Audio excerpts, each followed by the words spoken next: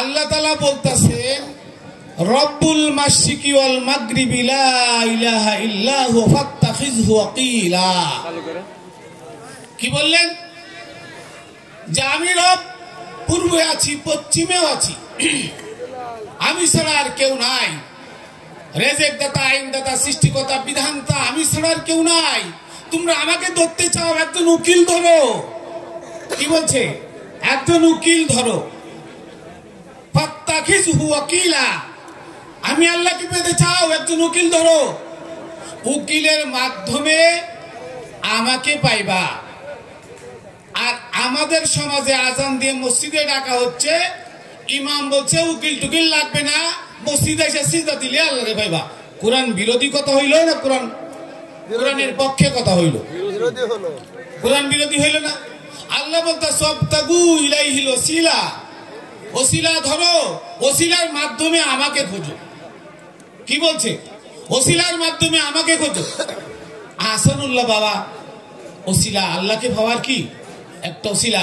বাবা ভান্ডারী, বাবা আহমদুল্লাহ মাঝ ভান্ডারী, তারা কি আফাজউদ্দিন বাবা, তারা হচ্ছে ওসিলা। ওসিলার মাধ্যমে আল্লাহকে ধরতে বলেছে, তাই বলছে না?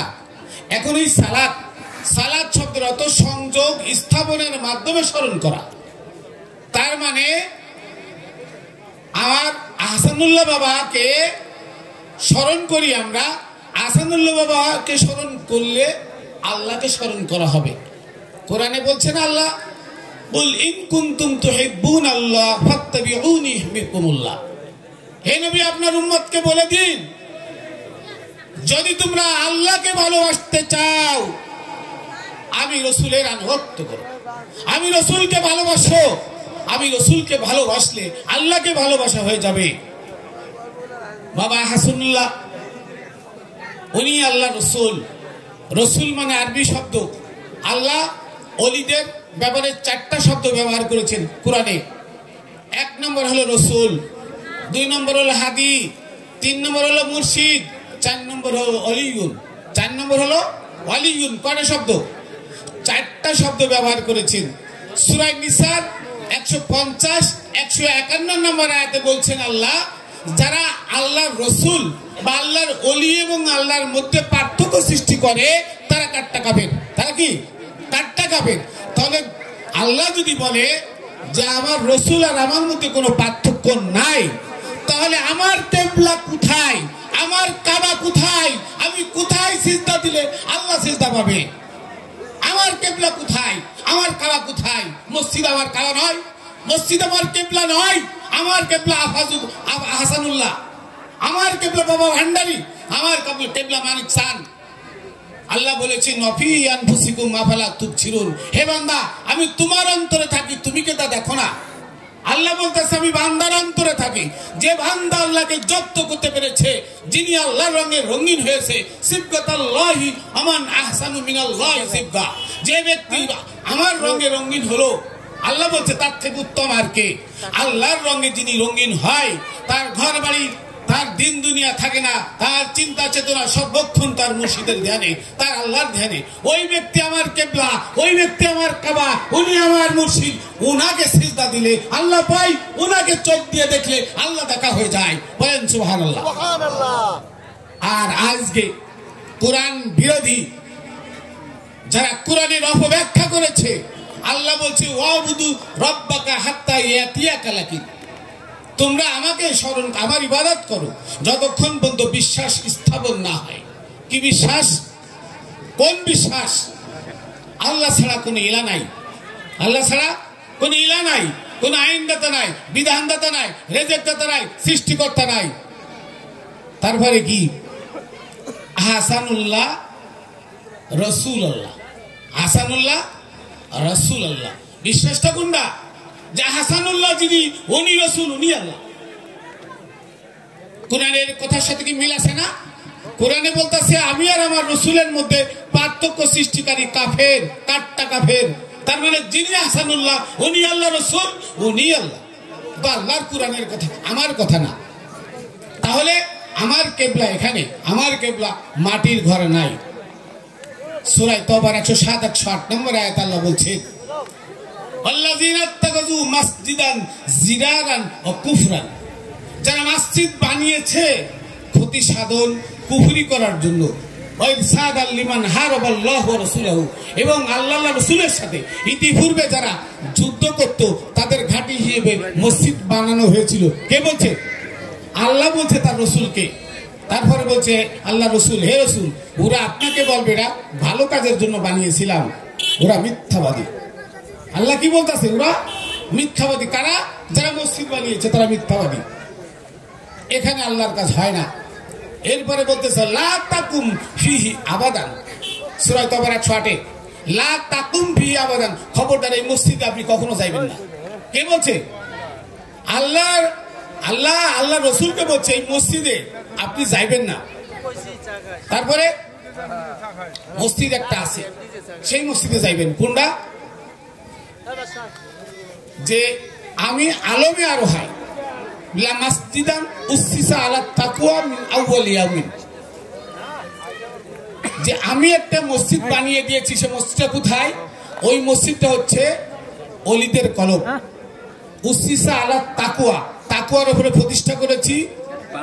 ওই আলমে আর মিন আউয়াল ইয়াউমিন, সেই প্রথম দিন, মানে আলমে আরো হয় যখন রূহকে আল্লাহ সৃষ্টি করলেন, তখন ওলিদের রূহ আল্লাহ মসজিদ হিসেবে বানিয়ে দিলেন। আমার কথা না, কোরআনের কথা। তাহলে আমরা আজকে নিজেরা কি করি? যে মসজিদে আল্লাহ যাইতে বলছে ওই মসজিদ থেকে সরে আজকে আমরা চলে গেছি অন্য মসজিদে, অথচ ওই মসজিদের কথা কোরআনে নাই। কেউ দেখাইতে পারবে না, কেউ দেখাইতে পারবে না কোরআনে আল্লাহ মসজিদ বানাইতে বলছে, ওই মসজিদ ভাঙতে বলছে। আর যে মসজিদ, সে মসজিদ অলিদের কলব, সে মসজিদ অলির দরবার। ওই দরবারে গিয়ে তুমি সেজদা দাও, ওই সেজদা আমি পাই, সরাসরি ওই সেজদাকে পাই, আল্লাহ পাই।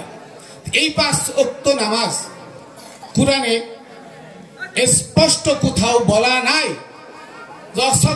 ওয়াক্তুল ফজর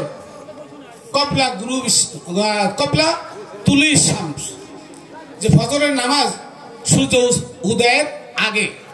ওয়াক্তুস সালাত রাকাতাইন, ও সালাতের নামাজ 2 রাকাত, এই রাকাতেই পড়বেন, ওই রাকাতেই পড়বেন। মানে কিভাবে পড়বেন, কোন সময় ওয়াক্ত কোরআনে নাই।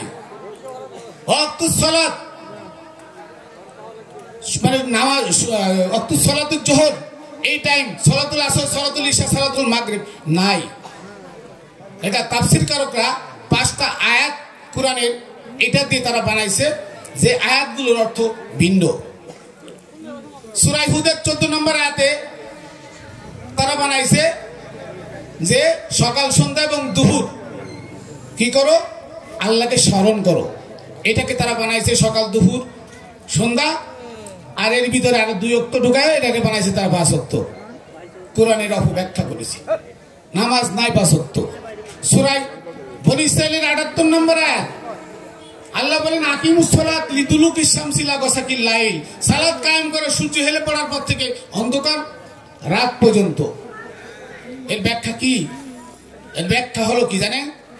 আপনি যখন শিশুকাল থেকে যৌবনে পদার্পণ করলেন, তখন আপনার সূর্য হেলে পড়লো ইলা গাসাকিল লাইল, টানা অন্ধকার রাত্রি পর্যন্ত।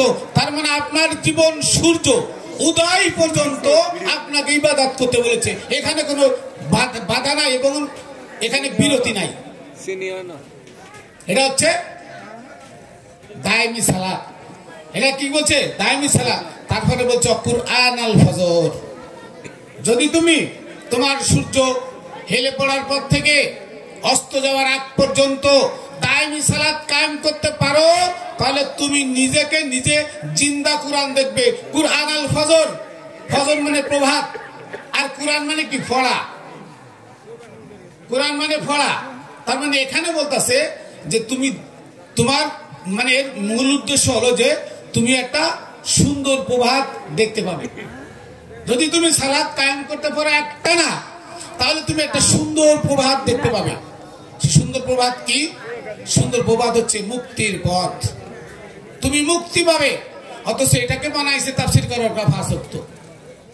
সূরা তাহা 130 নম্বর আয়াত এখানে বলা হয়েছে সকাল সন্ধ্যা দুপুর তুমি সালাত কায়েম করো, এটা হচ্ছে দাইম ওক্তীয় সালাত। এটা হলো ওক্তীয় সালাত, 3 টাইম মুর্শিদের জপ করা, মুর্শিদের ধ্যান করা ওক্তীয় সালাত।